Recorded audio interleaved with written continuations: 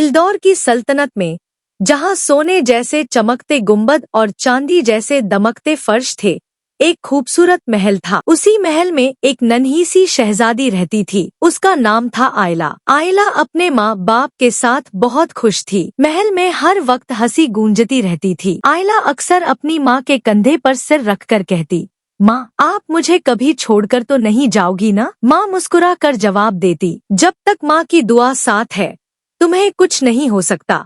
लेकिन कहते हैं न, खुशी हमेशा जलन को जगा देती है। आयला की खाला अक्सर महल आया जाया करती थी। बाहर से वह बहुत प्यारी बनती थी, लेकिन उसके दिल में जहर भरा था। उसे तख्त चाहिए था, ताकत चाहिए थी, और बादशाह भी। उसके मन में बस एक ही बात गूंजती थी, सब कुछ मेरा होना चाहिए। एक अंधेरी रात जहरीली मुस्कान के साथ उसने मलिका को अकेला पाया। उसी रात महल की सबसे पाक आत्मा हमेशा के लिए खामोश हो गई। सुबह जब आयला ने अपनी माँ को बेजान देखा, उसकी चीखों से महल की दीवारें कांप उठीं। माँ, उठो ना, आपने तो कहा था कि आप मुझे कभी छोड़कर नहीं जाओगी। माँ, ये क्या हो गया?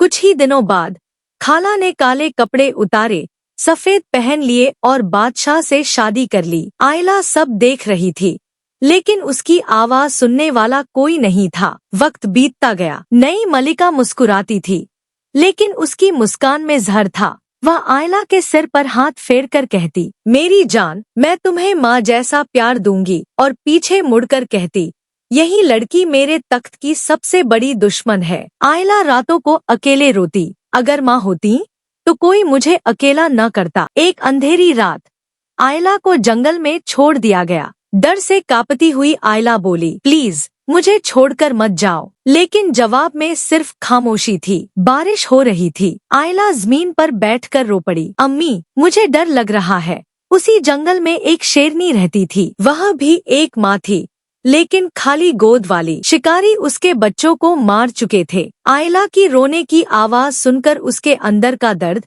गुस्सा और ममता सब जाग उठे। शेरनी आयला के सामने आई। आयला चीख पड़ी, प्लीज मुझे मत मारना। लेकिन शेरनी रुकी। उसकी आंखों में आंसू थे, जैसे वह कह रही हो, तू भी माँ के बिना है, मैं भी।